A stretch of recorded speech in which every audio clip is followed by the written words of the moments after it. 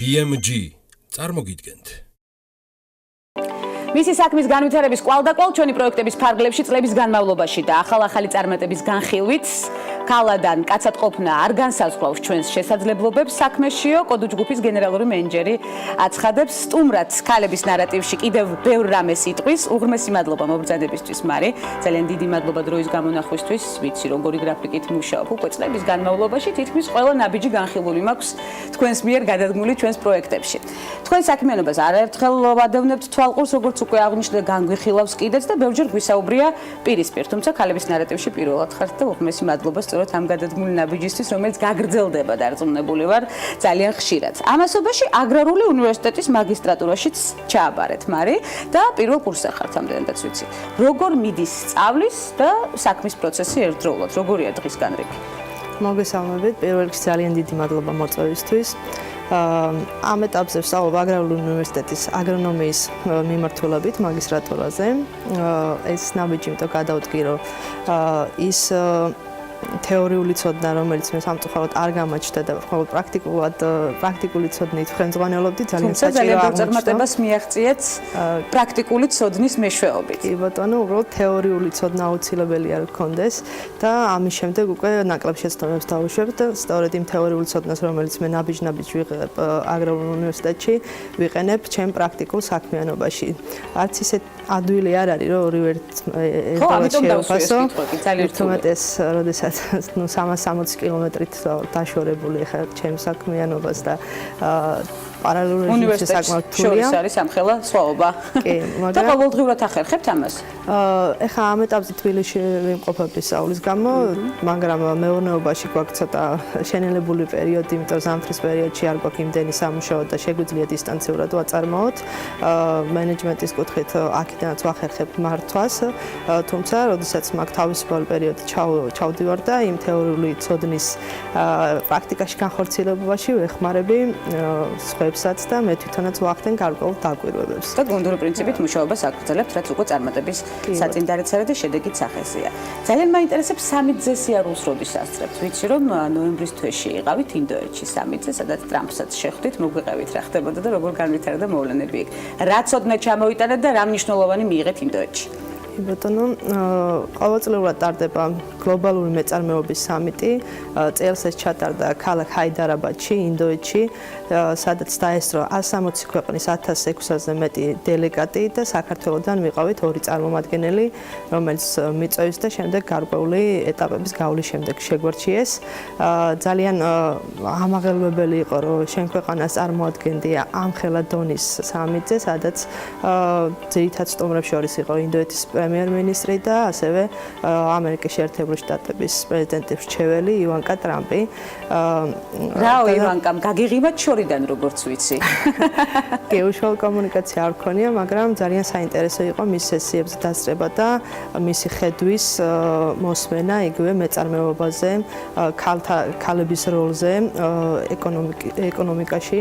ეკონომიკის განვითარებისთვის და რა თქმა უნდა მეწარმეობაში ჩართულობის კუთხით არაერთხელ მოგვისმენია მისი გამოსვლა ამ თემასთან დაკავშირებით. დიახ, ძალიან საინტერესო იყო ყველაფერი. გარდა ამისა, ასევე იყო სხვადასხვა სესიები, ძირითადად თლიანი სამიტი დაეთმო.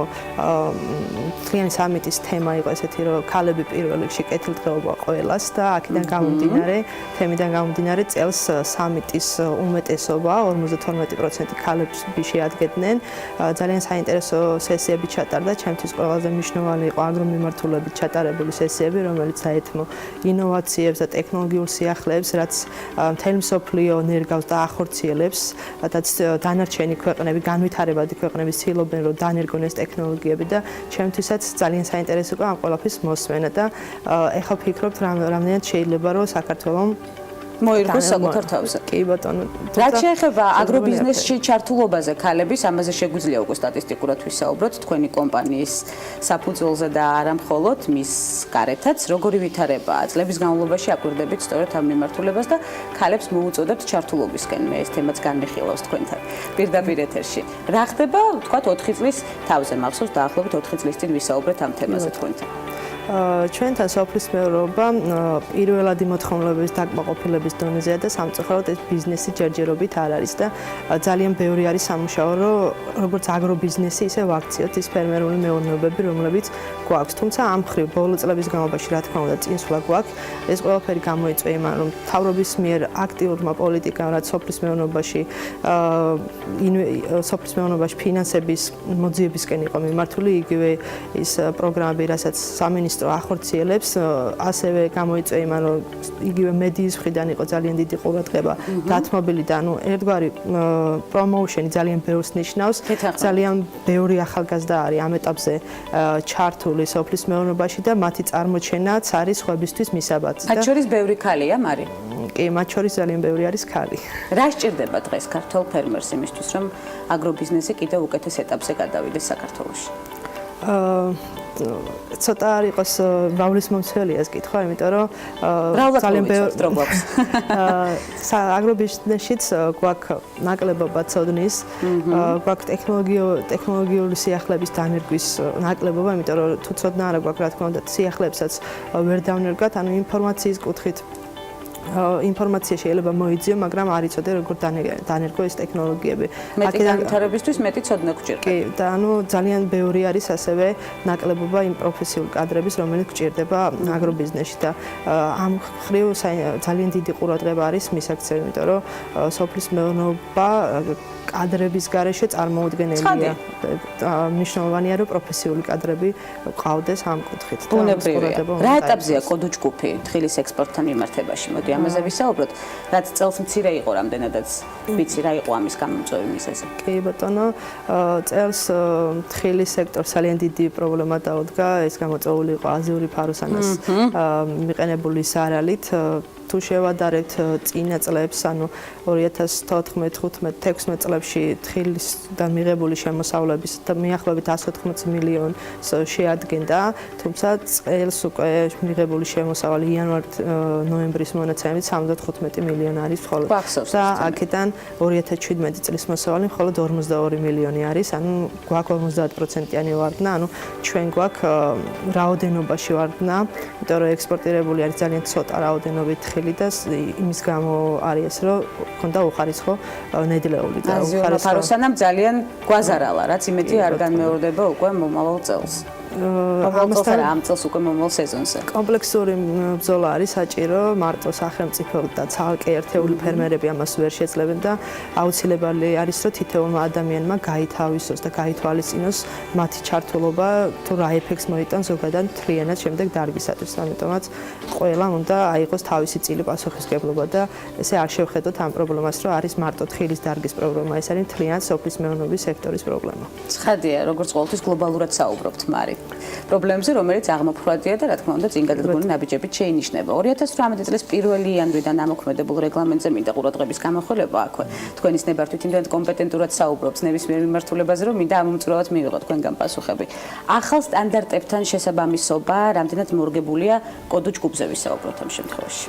ჰასპის სტანდარტი, რომელიც სახელმწიფო ასოცირების ხელშეკრულების საფუძველზე მოითხოვა, რომ დანერგოს თხილის ექსპორტიორებმა, რომლებიც ახორციელებენ თხილის გულის გადამუშავებული პროდუქციის ექსპორტს, ანუ ამ შემთხვევაში საუბარი არის არა გულის სახით გაყიდულზე, ანუ გულის შემდეგ გადამუშავებაზე, ანუ რომელიც ახორციელებენ იგივე მოხალვას, დაჭერლის სახით, ანუ ქვილის სახით ექსპორტირებას. სწორედ მათთვის დაწესდა პირველ ეტაპზე ეს რეგულაციები.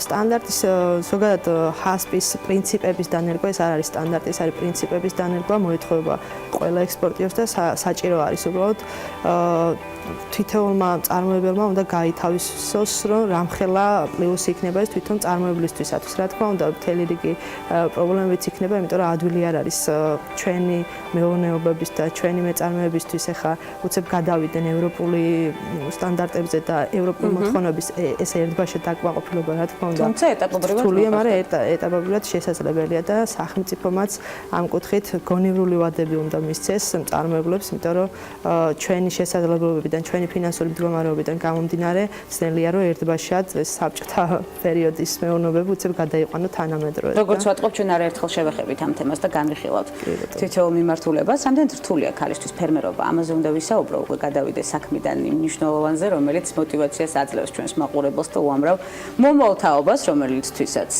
მაგალითი ხართ ნამდვილად, მარი და როგორი იყო დამოკიდებულება მაშინ, როცა ფერმერობას იწყებდით საზოგადოებაში და ახლა როგორ შეგვიძლია ჩამოვაყალიბოთ მათი დამოკიდებულება თუ გავიხსენებთ პირვანდელს. მე მახსოვს ამ თემასაც შევეხეთ ადრე. თავიდან როდესაც ვიწყებდით, იყო ცოტა სკეპტიკური შეხედვა, სკეპტიკურად უყურებდნენ, რამდენად შესაძლებელია, რომ ქალი იყო ჩართული აგრობიზნესის მართვაში, ნუ ეს არ არის ვიმეორებ, არ არის ის მეურნეობა, რომელიც თვითგამოკვებისთვის არის, ეს არის უკვე ბიზნესი და ამ ბიზნესში ჩართვაში უკვე ქალების როდესაც მაღალ გოლზე არის საუბარი, მან უკვე ცოტა დამოკიდებული იყო რთულად ეჭვის თვალით, მაგრამ ამ ეტაპისთვის ეს შეცვლილია, იმიტომ რომ ჩვენ აგრობიზნესში ჩართული ქალები ვამტკიცებთ, რომ ქალებსაც შეგვიძლია ნებისმიერი საქმიანობის წარმატებულად განხორციელება და არ მინდა აღვნიშნო, რომ ეს მარტო არის ფერმერობა ან აგრობიზნესი, ნებისმიერი საქმის კეთება, რომელიც გიყვარს, ყოველთვის არის შესაძლებელი წარმატებულად, როდესაც ვერ გრძნობ დროის გასვლას, საყვარელი საქმის კეთებით მიღებული კმაყოფილება არის ყველაზე დიდი ჯილდო, რასაც განიცდის თითოეული ადამიანი. ივანკამ დაადასტურა კიდეც მახსოვს სამიძე ახსენეთ ეს საკითხი. როგორია სამომავლო გეგმები? აუცილებლად უნდა კითხოთ, ყოველთვის ვხარავთ თქვენი სამომავლო გეგმებით და წინ გადადგმული ნაბიჯებით, რომლითაც გვანებიურებთ თითოეულ შეხვედრამდე და შემდეგ უკვე შეხვედრასაც ვგეგმავთ. აქვე დავგეგმავ ქალების ნარატივში ჩვენს მომდევნო შეხვედრას და იმ სამომავლო გეგმების შედეგიანად განხილვას უკვე. რა არის კოდუ ჯგუფის მომდევნო ნაბიჯი და თავად თქვენი აგრობიზნესში ჩართულობის კუთხით და სწორედ იმ გამოცდილების ფონზე, სადაც ახლა პირველ კურსზე ხართ და თქვით, რომ აუცილებლად უნდა გაგეულოთ სწორედ ეს და კიდევ ერთი წელი მოგიწევთ დაახლოებით ამ გამოცდილების მიღება, რაში გამოვიყენებთ და რა იქნება სამომავლო ნაბიჯი? პირველ რიგში, რა თქმა უნდა, ვაპირებთ ცოდნის მიღებას, იმიტომ რომ ცოდნის გარეშე შეუძლებელია ნებისმიერ საქმეში წარმატების მიღწევა, რაც არ უნდა პრაქტიკული გამოცდილება გქონდეს, თეორიული ცოდნა აუცილებელია. ამიტომაც გეგმავ, რომ ჩვენი მეურნეობები რაც გვაქვს, მინდა რომ თანამედროვეობას მოვარგო და არ იყოს მხოლოდ მამაპაპური ცოდნით მიღებული და ან თავისით რომ მიდის დინებას რომ იყო ეს არ მინდა რომ იყოს მინდა რომ ინოვაციები უნდა შევმატოთ თანამედროვე სისტემები დავნერგოთ და ასევე მინდა რომ ჩვენი წარმოება საწარმო გადავიყვანო საერთაშორისო სტანდარტებს მორგებულად. საკმაოდ რთული არის ამ ყველაფრის გაკეთება, მაგრამ მიღწევადი არის და დროთა განმავლობაში მე ვფიქრობ, მარისთვის არაფერი არ რთული, რასაც ვადევნებ ამ 4 წლის განმავლობაში თვალს და მანამდეც სავარაუდოდ სანამ მივადევნებდი თვალს, სწორედ ასეთ შტაბ-ჩინებას ტოვებდით საზოგადოებაზე. 24 წლისაც მოგიხსენიებენ, თუმცა მარი უკვე 25 წლის გახდა დეკემბერში, მოგილოცავ დაბადების დღეს მოგვიანებით და კიდევ მრავალი წელი გაგვახარებთ, მე ვფიქრობ, წინ გადადგმული ნაბიჯებით და ამაში აბსოლუტურად დარწმუნებული ვარ. ქვეყნის კეთილდღეობისთვის ამავდროულად. მარი კოდუა, კოდუ ჯგუფის გენერალური მენეჯერი კიდევ არის იქ რამდენიმე რეგალია, რომელსაც უკვე მომდევნო სტუმრობისას განვიხილავთ. სტუმრობდა გადაცემას ქალების ნარატივი, უღრმესი მადლობა მას. მეტად საინტერესო ინფორმაციის მოწოდებისთვის, ამომწურავი პასუხებისთვის, როგორც ჩვევია მას და წინ გადადგმული მოტივაციისთვის, რომელიც ნამდვილად იმოქმედებს ჩვენს მაყურებელზეც და რა თქმა უნდა, წამყვანზეც პირველ რიგში.